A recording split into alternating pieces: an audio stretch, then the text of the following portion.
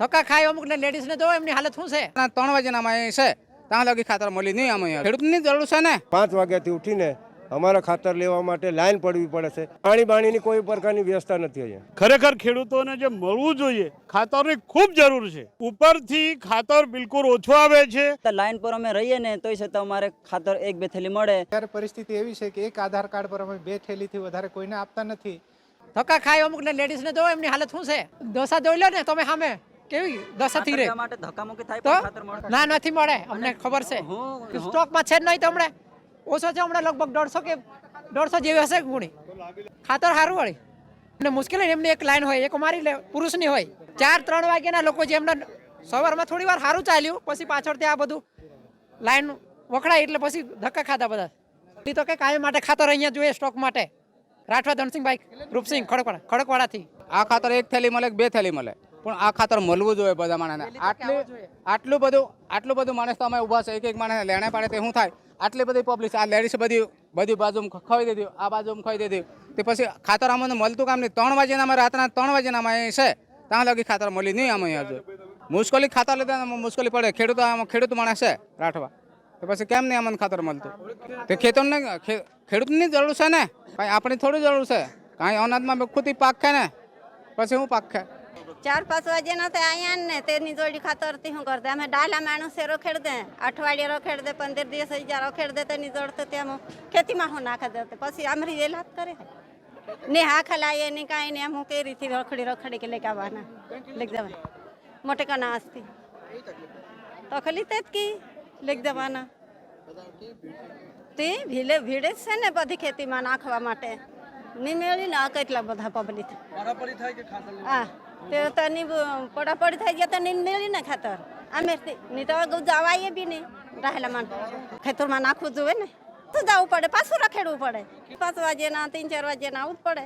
અમારા એકી બાજુ ચોમાસાનો નુકસાનનો અમારો પાક ગયો અને બીજી વાર તો અમારા ખાતરની સવારે 5 વાગ્યાથી ઉઠીને અમારા ખાતર લેવા માટે લાઈન પડવી પડે છે. એટલે અમારે ખાસ જે જરૂરિયાત જે એરિયા ખાતરની ખાસ અમારે જરૂર પડતી હોય છે એના માટેની અમારે નમ્ર વિનંતી કે અમને ખાસ જે ખાતર જે અમને વહેલી તકે અમને મળે એનો અમારો પ્રયત્ન છે. કમસે કમ 410 જેટલી થેલી આવેલી હતી એમાંથી 2 થેલી જેટલી લોકોને આપવામાં આવેલ છે એમાં 200 લોકોને મળી શકે બાકીના લોકોને ખાતર ના મળે એવી પોઝિશન એ નહીં મળે એટલે ફરી પાછું બીજી વાર આવશે એમ કરીને લોકો ફરી પાછા એમનો ટાઈમ બગાડીને અને એમને સમય ઘરનું કામ બગાડીને પણ એ ફરી પાછા ઘરે જતા રહેશે. કોઈ પ્રકારની વ્યવસ્થા નથી અહીંયા પાણીની કોઈ પ્રકારની વ્યવસ્થા નથી અહીંયા. ઠંડીની અંદર લાઈને હું દૂધ ભરવા ગયા તો હું જોઈને ગયા દરવાજાથી ઠેઠ રોડ સુધી લાઈન લાગેલી હતી હું દાંતે જોઈને ગયા તો હું અહીંયા ગામનો જ હતો અમે મળશે કરીને અમે શાંતિથી અહીંયા આવ્યા તો અત્યારે બધા અમારે 44 ગામડાની જે મંડળી આવેલ છે તો એની અંદર અમારે ખાતરની ખૂબ અસર અમને પડે છે. અમારે ચોમાસામાં પણ આવી અસર પડતી હોય છે. સરકારને જે વહેલી તકે લોકોને પૂરતા પ્રમાણમાં સગવડ મળી રહે એવી સરકારને અમારે કોઠો પૂરતો મળવો જોઈએ. ખરેખર આ વિસ્તારની અંદર એમ આ રંગપુર મંડળી છે એ 44 ગામોની મંડળી છે. 44 ગામો વચ્ચે જે ખાતર આવે છે એ બિલકુલ ઓછું છે.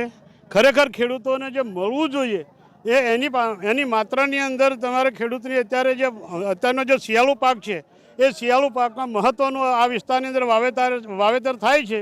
મકાઈ ઘઉં અને શાકભાજીના અન્ય એ વાવેતર થાય છે તો એના માટેના આ પ્રથમ હપ્તા આપવા માટે ખાતરની ખૂબ જરૂર છે. પરંતુ ઉપરથી ખાતર બિલકુલ ઓછું આવે છે ખેડૂતોને પહોંચી વળતું નથી. જે આવે છે આપણે 1-2 થેલીની અંદર ખેડૂતોને સમજાવવા પડે છે. ખરેખર આ દુઃખની વાત છે. ખેડૂત કઈ રીતે ખેતી કરશે એ મોટો પ્રશ્ન છે. એટલે મારે નમ્ર વિનંતી પ્રમુખ તરીકે પણ કે ખરેખર સરકારશ્રીને કે આ રાઠ વિસ્તાર છે રાઠ વિસ્તાર છેલ્લો મધ્યપ્રદેશને અડીને આવેલો છે. ખાતર જેમ બને તેમ પૂરતા પ્રમાણમાં ખેડૂતોને મળે એ રીતે આ ખાતરની વ્યવસ્થા કરે એવી મારી નમ્ર વિનંતી છે. અમે ખાતર માટે અહીંયા આવીએ છીએ. અમારે અહીંયા ખાતર ઓછું પડે છે એટલે અમે છે ને ઘરેથી 4-5 વાગ્યાથી અહીંયા મંડળીમાં અમે આવી જઈએ છીએ. પણ અમને આ વધારે પબ્લિકના અમારા આજુબાજુના ગામડાઓ વધારે છે ને અમારે બોર્ડર પર છે અમારે એટલે અમારે ખાતર પૂરતું મળતું નથી. એટલે અમે સવારે 4 કે 5 વાગ્યાથી અહીંયા આવીને જઈએ તોય છતાં અમને ખાતર મળતું નથી. 1-2 થેલી મળે અમને. એટલે અમારે આવેદન એવું છે કે આગળથી અમને વધારે ખાતર આપે ને તો સારું એમ. અમે અહીંયાથી ખાતર લયા વગરના પણ જવું પડે છે અમને. અમે ખેતી કઈ રીતના કરવું? ત્યાં આખો દિવસ ભૂખે પણ રહેવું પડે અને લાઈન પર ઊભો રહેવું એટલે અમને છે ને પાણી પણ પીવા જવું નથી મળતું એમ. કદાચ અમે લાઈન પરથી નીકળી જાય બીજો આવી જાય એવું થાય. એટલે અમારે અહીંયા ત્યાં લાઈન પર રહેવું પડે અને તોય છતાં લાઈન પર અમે રહીએ ને તોય છતાં અમારે ખાતર 1-2 થેલી મળે, કેટલાકને મળે કેટલાકને ન મળે એવું થાય. એટલે મારે છે ને આગળથી કંઈક ખાતર વધારે મોકલે ને તો સારું. શિયાળુ પાક હમણાં ઓરણી ચાલુ છે અને અમુક ઓરણી છે થઈ ગયેલી છે. એ ઓરણી માટે ખાતરની ખાસ જરૂર છે, પરંતુ રાઠ વિસ્તાર ગુજરાતના છેલ્લા બોર્ડર પર આવેલો એક વિસ્તાર હોવાથી આ બાજુ ખાતરની બહુ તકલીફ વધારે છે અને શોર્ટેજ પણ છે. સરકારશ્રીના નિયમ મુજબ ખાતર ફાળવણી પૂરેપૂરી કરતા નથી અને જે 20% કોટો ઓછો કરવામાં આવ્યો છે તે બદલ આ વિસ્તારમાં ખાતર નથી મળતું. અત્યારે ખેડૂતોની લાઇનમાં રહેવું પડે છે. અત્યારે પરિસ્થિતિ એવી છે કે એક આધાર કાર્ડ પર અમે 2 થેલીથી વધારે કોઈને આપતા નથી તો પણ પહોંચી વળતા નથી અને 15 દિવસે એક ગાડી આવતી હોય તેમાં 2-2 થેલી આપીએ તો પણ પૂરું ફળતું નથી અને બીજી વખત ફરી આવે ત્યારે પણ બીજે એટલી જ પબ્લિક હોવાથી ખાતરનું જરૂરિયાત મુજબ નથી પહોંચી વળાતું. એ લોકો દરરોજ આવીને પૂછી જાય, પરંતુ ખાતર ના મળવાથી અમે 10 દિવસ સુધીમાં રાહ દેજો એમ કહીએ અને સરકાર આપણે જે આગળ રજૂઆત કરતા એવું જાણવા મળે છે કે અત્યારે કોટા પૂરા થયા છે, 1લી-2જી તારીખે ખાતર આવશે એવું કહીએ તો અમે લોકોને એ સલાહ આપીએ છીએ કે 1લી-2જી તારીખ પછી તપાસ કરજો.